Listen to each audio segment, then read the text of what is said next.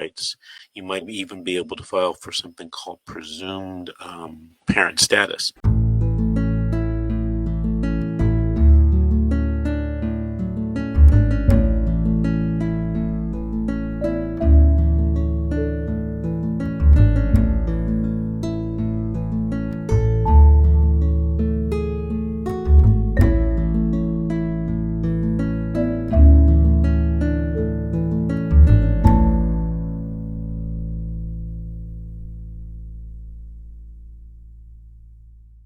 To Fight CPS and Win, a show where we take your calls, answer your questions, and share your stories about your involvement with CPS all over the country.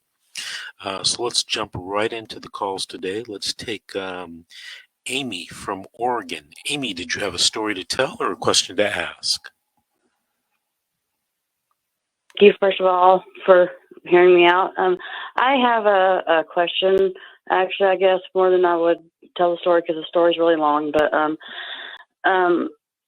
okay, there's a little girl that I raised. Okay, I met her birth mother at the apartment building I lived in at the time, which I'm still in the same apartment complex. But when she was born, I watched this little girl come into the world, and the father was given full custody, and the mother has disabilities, mental disabilities or whatever. Mm-hmm. And so they came to the hospital, they took the child away, and I wanted to help the mom in any way that I could. And so I became a safety service provider for this little girl. Well, this little girl ended up in the beginning, it started out 1 to 2 days. She would stay overnight with me, and 1 to 2 turned into 2 or 3. And eventually she was living with my husband and I for like 5 days out of the week because the father was always bringing her over and asking me, did I want to take baby early? And I would say, yes, of course I want her. And anyway, her life is very well documented with videos and pictures and stuff like that. And since I'm not the biological mother to this child, and since she was removed, and the reason that she was removed is because she has 2 older half siblings, and the oldest one, the eldest daughter, made an accusation against her father and her mom's boyfriend. She said that he sexually assaulted her and possibly her middle sister, but not the little girl that I was raising. Well, anyway, they never went to CPS showed up at the father's house first, but the girls weren't there. Mm-hmm. Anyway, so they go over to the mother's house the little girl raised her half sister's mother's house. And anyway, she has a son and also has a little boy. Well, they told her, she was distraught, and they told her, if you don't shut up and stop crying, we're going to take your son too. But they let her keep her son. And none of this stuff has been proven in court that this happened. And so it's like they're going after the birth mother over her disabilities. And they told us when they came to my home and removed this little girl from me, oh God help me, they told us to get certified to be foster parents, right? And we went through the grueling process of becoming certified to be foster parents so that I could get this little girl back while this investigation is going on.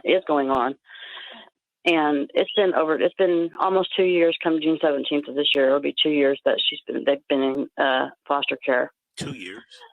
Yes, because they keep pushing that out, and the caseworkers are saying that there's new testimonies made by the 2 half-sisters, and so that they would have to postpone it, which I know what they're doing. I know exactly what they're doing.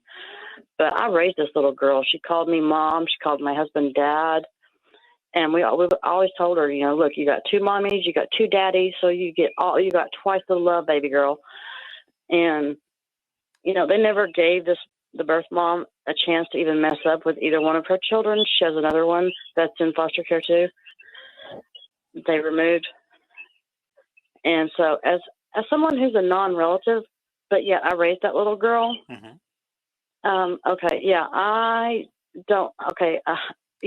At first I didn't know what to do. I'm just doing whatever they tell me to do. Right. And they told us to get certified. We did.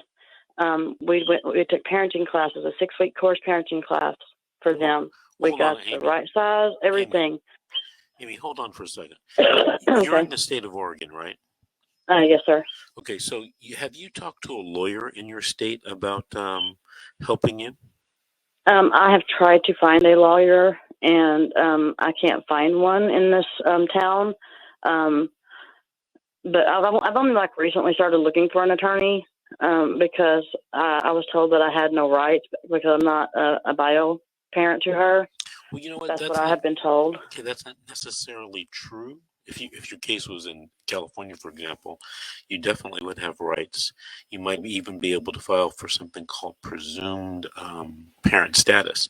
But you know what? I work with an attorney in Oregon. What county are you in? Douglas County. Okay, I work with an attorney. He's in Deschutes County. But what I'd like you to do is during the week coming up, I want you to call me at my office, and I'm going to give you his name and number, and you give him a call and see if he can assist you with your, I think they call it DHS matters or CPS matters in Oregon. Okay. Okay. Let me give you my Let me give you my office number. It's 888-888-6582. That's 888. Okay, awesome. 888-6582. Any quick questions you want to ask me before the break? No, I don't think I have any more questions. I think I think you pretty much answered it. Just I want you to know that what you're doing is awesome and amazing. I mean, thank you, God, for someone like you, because I was just researching how to what to do when you're dealing with evil, lying CPS workers. And Mrs. G's, one of her videos popped up, and I have been in contact with her. Okay. But she's an amazing woman. Keep listening, because she's going to be a guest host in a few minutes. So I'm sorry, what, sir? Keep listening to the show, because Georgette is going to be a guest host with me in a few minutes on this show. Awesome. Okay. Okay, I will do that. Hey, Amy, thank you for calling in from Oregon, and thank you for listening.